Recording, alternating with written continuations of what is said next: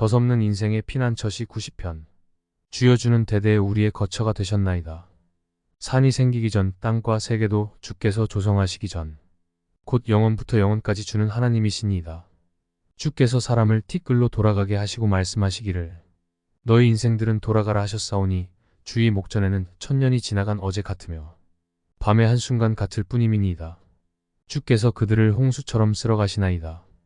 그들은 잠깐 자는 것 같으며 아침에 돋는 풀 같으니이다. 풀은 아침에 꽃이 피어 자라다가 저녁에는 시들어 마르나이다. 우리는 주의 노에 소멸되며 주의 분 내심에 놀라나이다. 주께서 우리의 죄악을 주의 앞에 놓으시며 우리의 은밀한 죄를 주의 얼굴빛 가운데 두셨사오니 우리의 모든 날이 주의 분노 중에 지나가며 우리의 평생이 순식간에 다하였나이다. 우리의 연수가 70이요 강건하면 80이라도 그 연수의 자랑은 수고와 슬픔뿐이요 신속히 가니 우리가 날아가나이다. 누가 주의 노여움의 능력을 알며 누가 주의 진노의 두려움을 알리이까. 우리에게 우리날 계수함을 가르치사 지혜의 마음을 얻게 하소서. 여호와여 돌아오소서. 언제까지니이까. 주의 종들을 불쌍히 여기소서. 아침에 주의 인자하심이 우리를 만족하게 하사 우리를 일생 동안 즐겁고 기쁘게 하소서. 우리를 괴롭게 하신 날수대로와 우리가 화를 당한 연수대로 우리를 기쁘게 하소서. 주께서 행하신 일을 주의 종들에게 나타내시며 주의 영광을 그들의 자손에게 나타내소서. 주 우리 하나님의 은총을 우리에게 내리게 하사 우리의 손이 행한 일을 견고하게 하소서. 우리의 손이 행한 일을 견고하게 하소서. 웅장한 이 기도의 핵심은 죄로 저주받은 세상에 사는 연약한 인간들에게 인자하심을 베풀어 주실 것을 요청함입니다. 모세는 영원하신 하나님의 인간에 대한 진노하심에 인생의 덧없음을 비관적으로 표현하며 그 백성에게 의미 있는 삶을 살 수 있게 해주십사고 호소하는 것으로 마무리합니다. 모세는 하나님이 그를 대면하여 아시던 자로 특별한 사람입니다. 신 3410-12 하나님의 사람 신 331은 구약에서 70회 넘게 사용된 용어로 항상 하나님을 대변하는 사람을 가리킵니다. 신약에는 디모데를 가리킬 때 이 표현이 사용되었습니다. 딤전 611 디모 317 1. 하나님의 영원성을 찬양일기. 피조물인 인간에게 영원하신 하나님은 보호와 안정과 부양을 책임져 주시는 이스라엘에 처소셨습니다. 1절 911 신 3327 산, 땅, 세계도 만드시기 전 영원부터 영원까지 하나님의 본성은 시작도 끝도 없이 일체의 시간의 흐름에 구속되지 않으시며 그 자체의 시간의 원인이 포함됩니다. 엘만 227-4 414 고전 27앱 14 딤전 616 하나님은 영존하시는 분이십니다. 2. 인간의 미약함에 대한 자각 3-12 티끌은 산산이 박살난 물건입니다.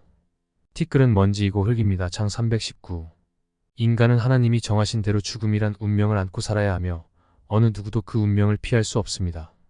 밤의 한순간 마이너스 인생이 길다고 해봐야 70, 80이며 하나님 앞에는 그냥 스치는 밤의 한순간의 아주 작은 점일 뿐입니다.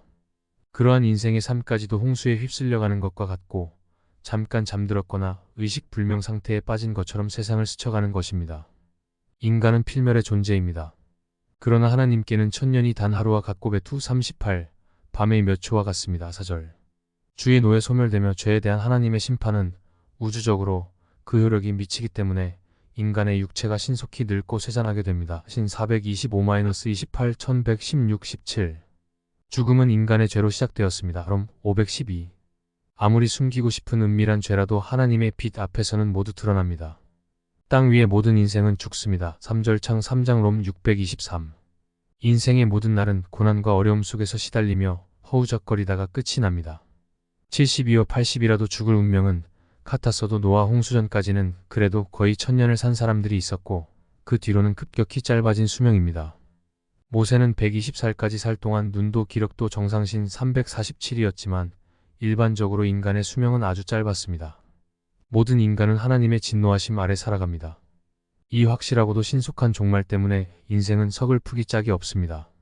현명한 사람이라면 인생의 저주를 대충 설명한다거나 잊어버리지는 않을 것입니다. 3. 지혜를 구함. 여기서 지혜는 하나님을 알고 경외하는 태도입니다. 인생의 덧없음 때문에 우리는 하나님이 주시는 지혜의 핵심을 붙잡아야 합니다. 지혜 있는 사람은 모든 고통의 궁극적 원인이 죄에 대한 하나님의 진노임을 깨닫고 그분을 두려워할 것입니다.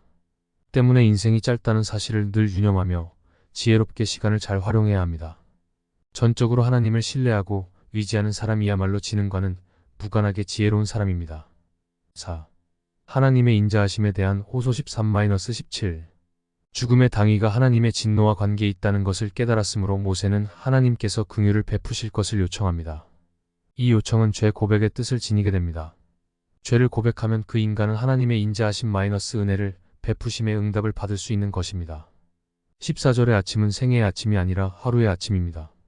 하나님이 인자하심 은혜를 베푸심으로 인간의 삶에 개입하실 것을 이른 아침에 기대한다는 것입니다. 14절 시 465 1438 왕하 320 그렇게 하셔서 슬픈 일을 겪은 만큼 기쁜 일도 경험하게 하여 주십사 하는 것입니다. 하나님의 은총은 그분의 기쁨과 인정과 호의를 의미합니다.